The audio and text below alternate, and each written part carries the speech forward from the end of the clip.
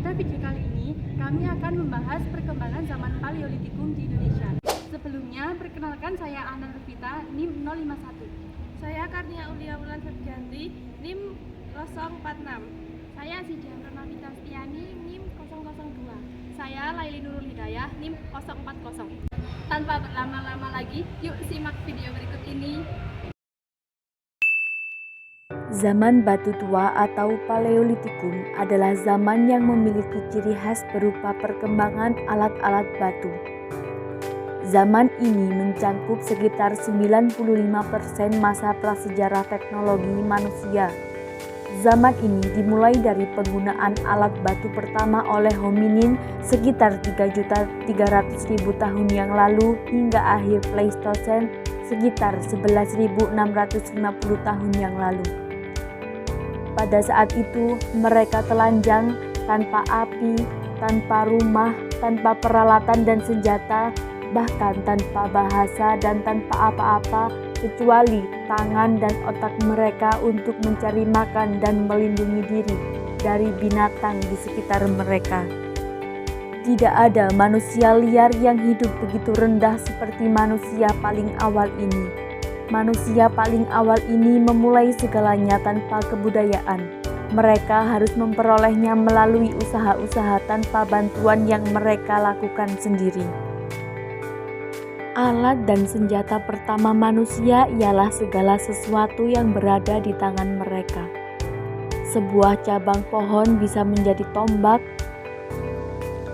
tongkat kayu yang besar bisa menjadi alat pemukul, sementara bebatuan yang diambil secara sembarangan bisa menjadi peluru ketika dilemparkan atau digunakan sebagai alat pukul untuk memecah kacang dan menghancurkan tulang-tulang besar. Akhirnya, manusia menemukan bahwa alat yang dibentuk bisa digunakan dengan lebih baik daripada alat tanpa bentuk. Kemudian manusia mulai menyumbing batu api menjadi kapak batu, pisau, mata tombak, alat, bor, dan lain-lain. Objek-objek semacam ini dinamakan paleolit atau batu tua.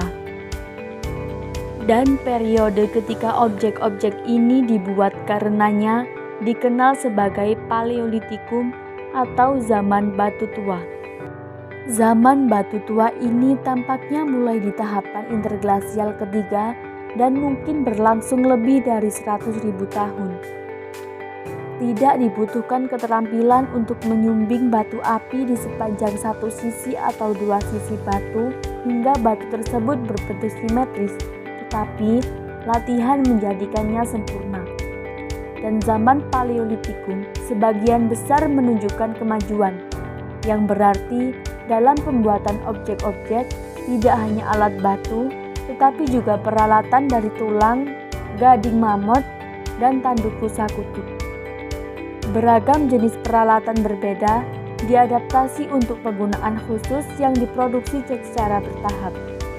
Lebih lanjut tentang peralatan yang telah disebutkan, juga ditemukan alat penusuk, baji, gergaji, alat bor, alat pahat, tombak berduri, dan bahkan peralatan yang begitu rapi seperti pelontar tombak tulang dan kayu juga digunakan sebagai gagang senjata dan peralatan, sehingga senjata dan peralatan bisa digunakan dengan lebih efektif.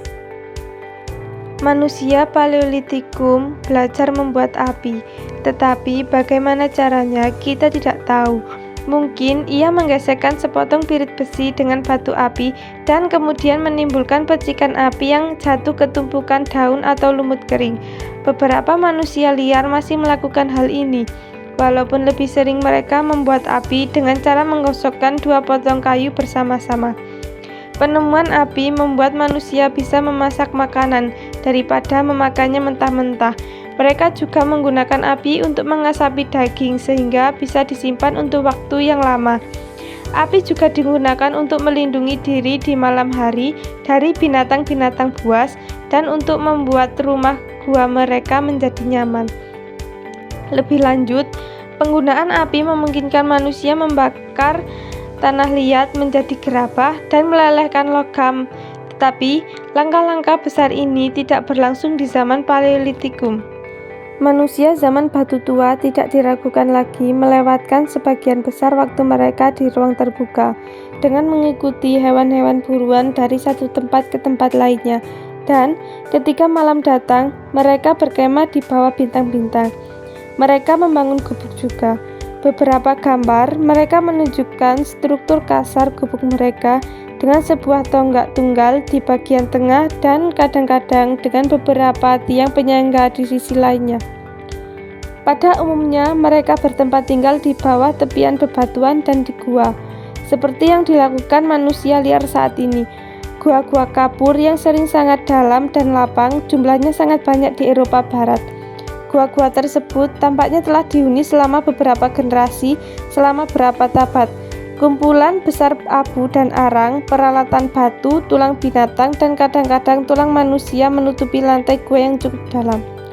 Objek-objek ini sering ditemukan terperangkap dalam stalaktit yang dibentuk oleh air mengandung kapur yang jatuh dari atap gua. Apa yang dulunya menjadi rumah manusia kini menjadi sebuah museum yang sedang menunggu penyelidik oleh para ahli untuk mengungkap cerita masa lalu.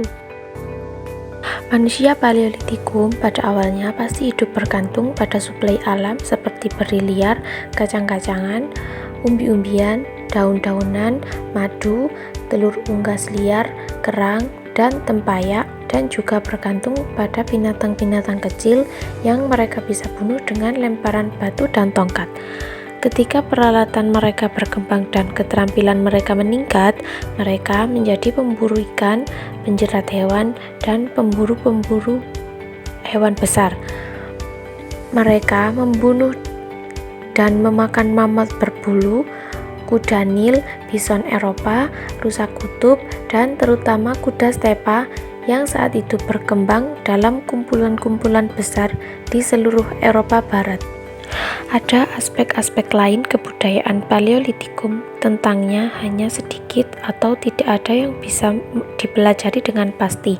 Kita hanya bisa menduga dari apa yang diketahui tentang orang liar saat ini, bahwa di periode yang sangat lampau ini, orang-orang mulai bekerja sama dalam berburu dan membela diri melawan binatang dan manusia lain yang jadi musuhnya.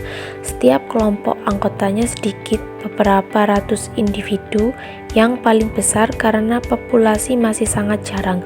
Pemerintahan tidak diragukan lagi telah ada, tetapi apakah dipimpin oleh para tetua atau oleh para sesepuh komunitas kecil, kami tidak tahu.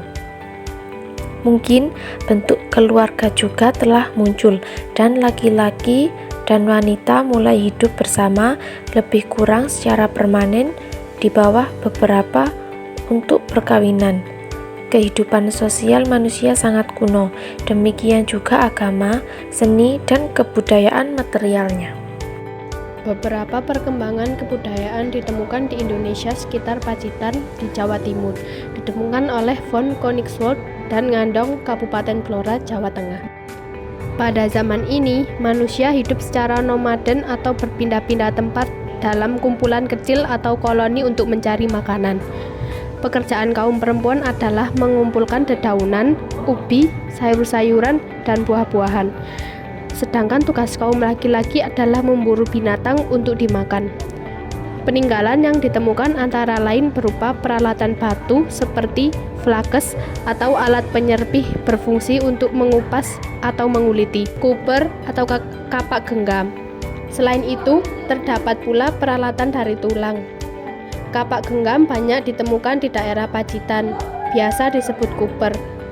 Dinamakan kapak genggam karena alat tersebut serupa dengan kapak, tetapi tidak bertangkai dan cara menggunakannya dengan cara menggenggam bagian kapaknya.